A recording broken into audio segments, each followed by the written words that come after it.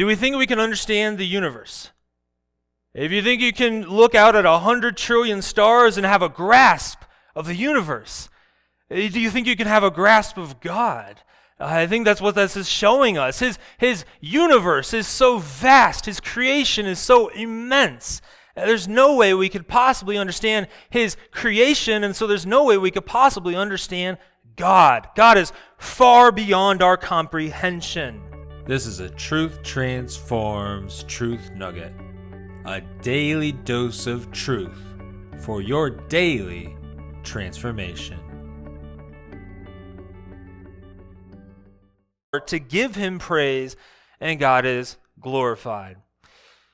The psalm also referenced when Jesus rode into Jerusalem on a donkey on Palm Sunday, and there were children that cried out. These children just start praising God. They start praising Jesus, and we know, of course, what happened. The Pharisees were indignant at this. They were mad. They rebuked Jesus. They said, "Why don't you get them to stop praising?" And Jesus said, "Have you never read? Out of the mouth of infants and nursing babies, you have prepared praise." And so we see that the majesty of God is certainly in all the earth. Well, then verses 3 and 4, as we move on, they show us that the majesty of God is in creation. The majesty of God is in creation. Verse 3, "When I look at your heavens, the work of your fingers, the moon and the stars, which you have set in place, what is man that you are mindful of him, and the Son of Man that you care for him?" What we see here is we see the greatness of God's creation. We see the insignificance of man. We see a contrast there, and just how great God's creation is and just how small and insignificant man is. And we've got a great God, and we've got an unimportant mankind.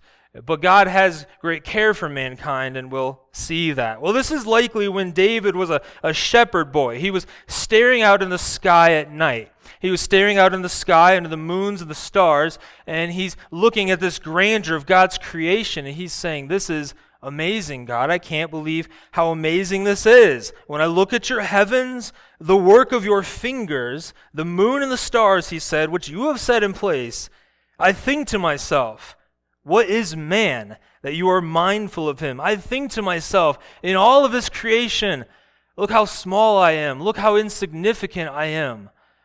Why do you even give me attention, God?" It seems to be what he's saying. And he calls God's work, his amazing creation, the work of his fingers. They were created with the finger of God. And of course, this isn't the only place that we see the Bible talk about the finger of God. It's by the finger of God that the miracles were done through Moses when he delivered the Israelites from Egypt. It was by the finger of God that the Ten Commandments were written on Mount Sinai. And it was by the finger of God that Jesus casts out demons. We see the finger of God throughout Scripture. And so let's think about God's creation, the moon and the stars. They're massive, right? Did you know that there are 200 billion stars in our galaxy alone? 200 billion. And that's just our galaxy. Obviously, there are many galaxies. Scientists believe there are as many as 500 billion galaxies. Those 200 billion stars for every galaxy. So 200 billion stars times 500 billion galaxies, that's 100 trillion stars. Do we think we can understand the universe?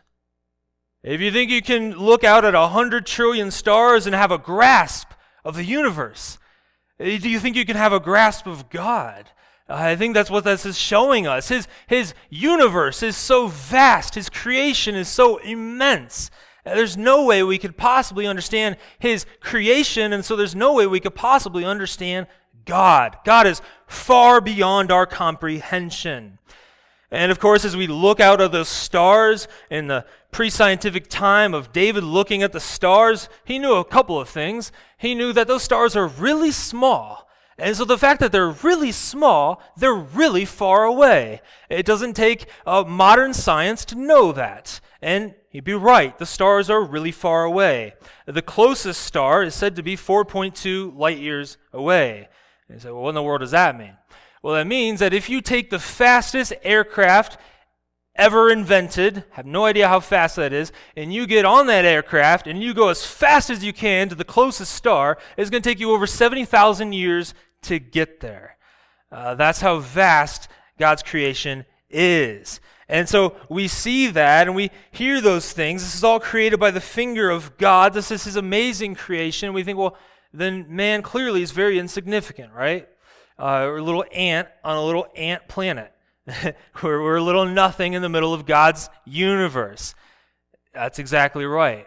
But yet, as we move on in the psalm, we see that even though we're a little nothing, even though we're much smaller than we think of ourselves because we're very, very insignificant, God cares for us greatly, and God gives mankind glory and honor. He actually lifts up mankind even though he doesn't need to.